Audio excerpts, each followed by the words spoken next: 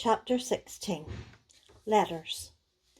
In the cold grey dawn the sisters lit their lamp and read their chapter with an earnestness never felt before, for now the shadow of a real trouble had come. The little books were full of help and comfort, and as they dressed they agreed to say goodbye cheerfully and hopefully, and send their mother on her anxious journey unsaddened by tears or complaints from them. Everything seemed very strange when they went down, so dim and still outside, so full of light and bustle within. Breakfast at that early hour seemed odd, and even Hannah's familiar face looked unnatural as she flew about her kitchen with her nightcap on. The big trunk stood ready in the hall. Mother's cloak and bonnet lay on the sofa, and Mother herself sat, trying to eat, but looking so pale and worn with sleeplessness and anxiety that the girls found it very hard to keep their resolution. Meg's eyes kept filling in spite of herself.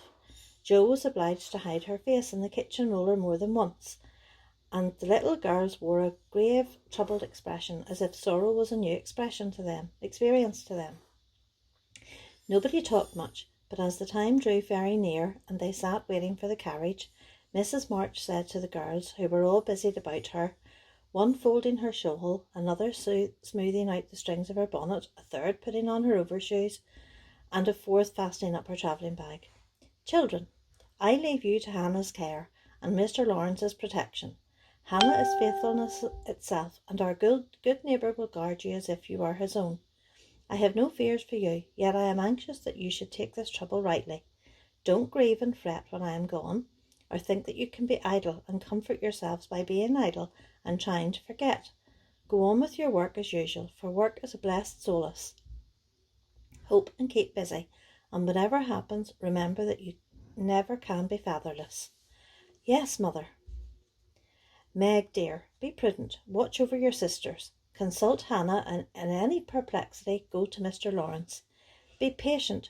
Jo, don't get despondent or do rash things. Write to me often, and be my brave girl, ready to help and cheer all. Beth, comfort yourself with your music, and be faithful to the little home duties.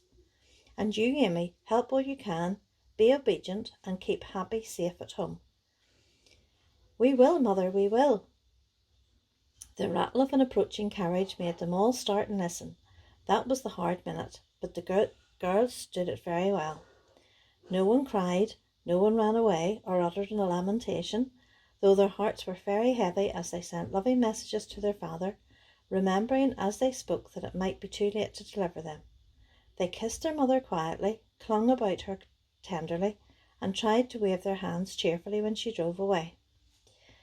Laurie and his grandfather came over to see her off, and Mr. Brooke looked so strong and sensible and kind that the girls christened him Mr. Greatheart on the spot. "Goodbye, my darlings. God bless and keep us all," whispered Mrs. March, as she kissed one dear little face after the other, and hurried into the carriage. As she rolled away, the sun came out, and looking back, she saw it shining on the group at the gate like a good omen. They saw it also, and smiled and waved their hands, and the last thing she beheld as she turned the corner were the four bright faces, and behind them, like a bodyguard, old Mr. Lawrence, faithful Hannah, and devoted Laurie. "How kind everyone is to us," she said, turning to find fresh proof of it in the respectful sympathy of the young man's face. "I don't see how they could help it," replied Mr. Brooke, laughing so infectiously that Mrs. March could not help smiling. So the journey began with the good omens of sunshine, smiles, and cheerful words. "I feel as if there's been an earthquake," said Jo, as their neighbours went home to breakfast, leaving them to rest and refresh themselves. "It seems as if half the house has gone," added Meg forlornly. Beth opened her lips to say something, but it could only point to the pile of nicely mended hose which lay on Mother's table, showing that even in her last hurried moments she had thought and worked for them. It was a little thing, but it went straight to their hearts, and in spite of their brave resolutions they all broke down and cried bitterly. Hannah wisely allowed them to relieve their feelings, and when the shower showed sign of clearing up, she came to the rescue armed with a coffee pot. "Now, my dear young ladies, remember what your ma said and don't fret. Come and have a cup of coffee all round, and then let's fall to work and be a credit to the family." Coffee was a treat, and Hannah showed great tact in making it that morning. No one could resist her persuasive nods or the fragrant invitation issuing from the nose of the coffee pot. They drew up to the table, exchanged their handkerchiefs for napkins, and in 10 minutes were all right again. Hope and keep busy. That's the motto for us. So let's see who will remember it best. I shall go to Aunt Marsh as usual. Oh, won't she lecture though, said Jo, as she sipped with returning spirit.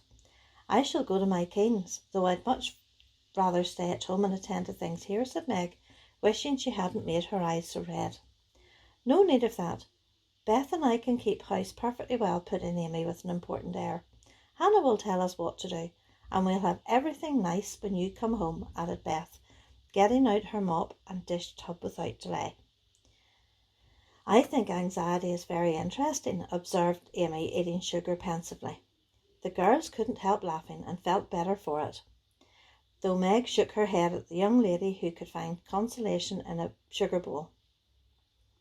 The sight of the turnovers made Jo sober again, and when the two went out their daily tasks they looked sorrowfully back at the window where they were accustomed to see their mother's face. It was gone, but Beth had remembered the little household ceremony, and there she was, nodding away at them like a rosy-faced mandarin.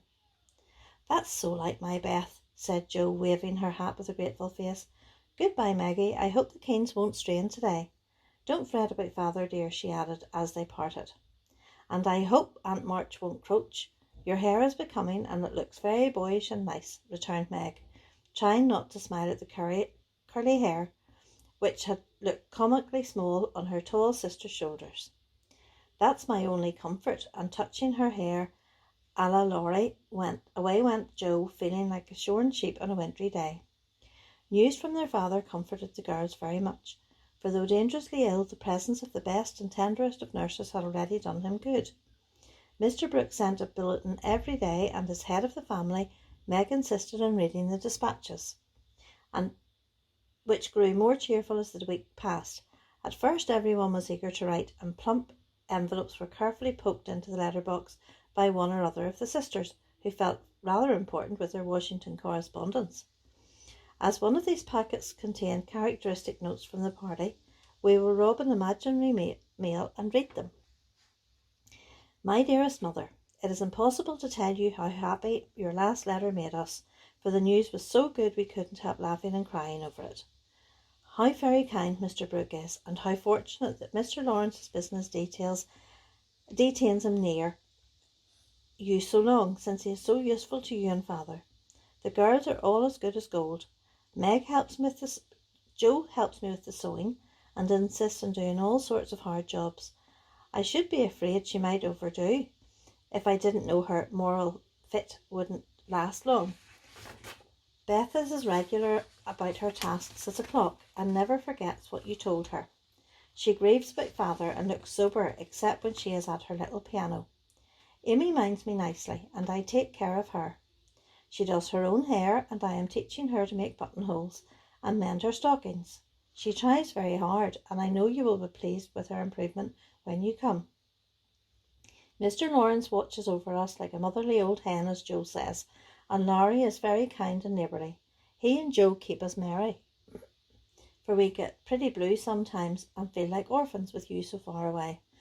Hannah is a perfect saint. She doesn't scold at all, and she always calls me Miss Margaret, which is quite proper, you know, and treats me with respect. We are all well and busy, but we long day and night to have you back. Give my dearest love to father, and believe me, ever your own, Meg. This note, prettily written on scented paper, was a great contrast to the next, which was scribbled on a big sheet of thin foreign paper, ornamented with blots and all manners of flourishes and curly-tailed letters. My precious Marmee, 3 cheers for dear father. Brooke was a trump to telegraph right off and let us know the minute he was better. I rushed up garret when the letter came and tried to thank God for being so good to us, but I could only cry and say, I'm glad, I'm glad. Didn't that do as well as a regular prayer? For I felt a great many in my heart. We have such funny times, and now that I can enjoy them, for everyone is so desperately good, it's like living in a nest of turtle doves.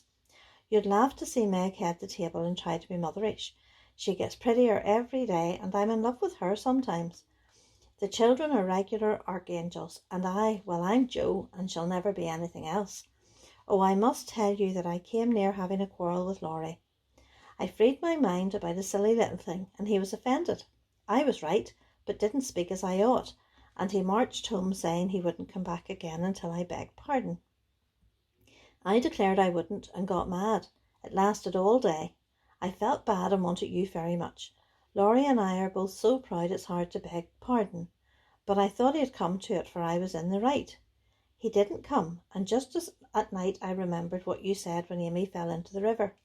I read my little book, felt better, resolved not to let the sun set in my anger, and ran over to tell Laurie I was sorry. I met him at the gate coming for the same thing. We both laughed, begged each other's pardon, and felt all good and comfortable again. I made a poem yesterday when I was helping Hannah wash, and as father likes my silly little things, I put it in to amuse him. Give him my lovingest hug that ever was, and kiss yourself 12 times from your topsy-turvy Jo. A song from the Suds. Queen of my tub, I merrily sing, while the white foam rises high, and sturdily wash and rinse and wring, and fasten the clothes to dry. Then out in the free fresh air they swing, under the sunny sky. I wish we could wash from our hearts and souls the stains of the week away, and let water and air by their magic make ourselves as pure as they. Then on earth there would be indeed a glorious washing day.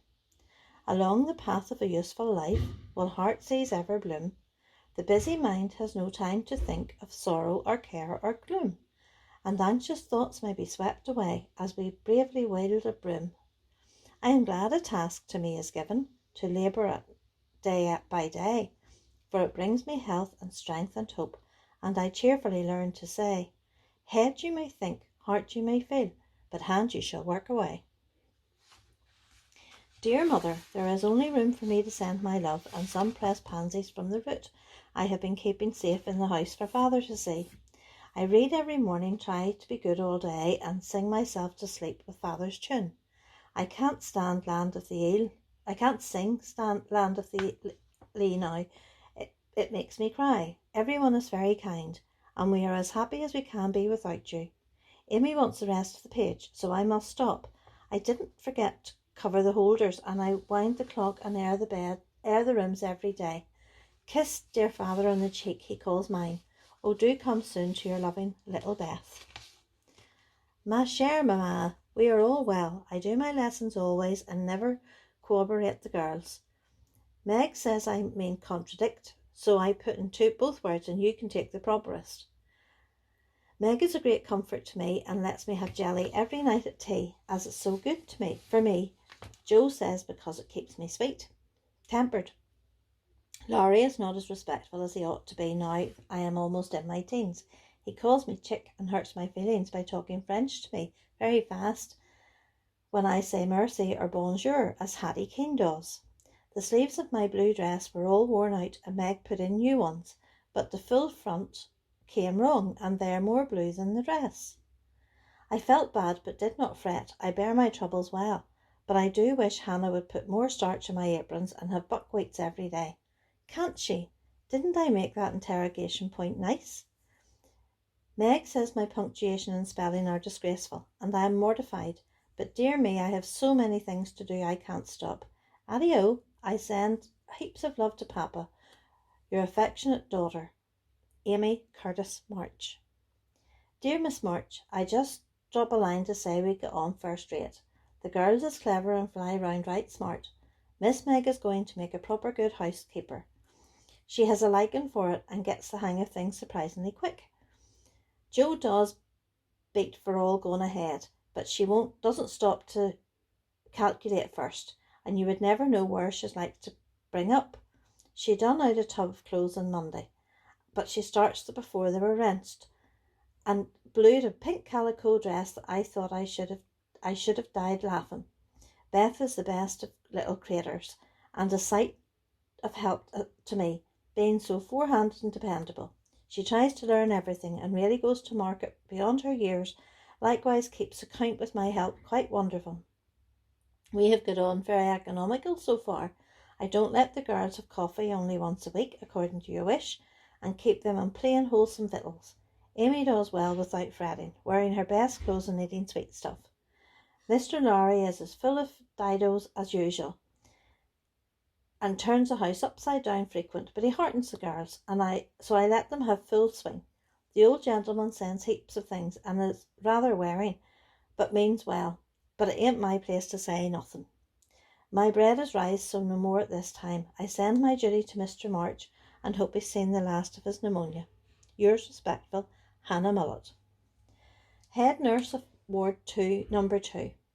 All serene on the Rappahannock, troops in fine condition, commissary department well conducted, the Home Guard under Colonel Teddy always on duty, Commander-in-Chief General Lawrence reviews the army daily, Quartermaster Mullet keeps order in camp, and Major Lyon does picket duty at night. A salute of 24 guns were fired on receipt of good news from Washington. An address parade took place at headquarters. Commander-in-Chief sends best wishes, in which he is heartily joined by Colonel Teddy. Dear Madam, the little girls are all well. Beth and my boy report daily. Hannah is a model servant and guards pretty Meg like a dragon. Glad the fine weather holds. Pray make Brooke useful, and draw on me for funds if expenses exceed your estimate. Don't let your husband want for anything. Thank God he is mending. Your sincere friend and servant, James Lawrence.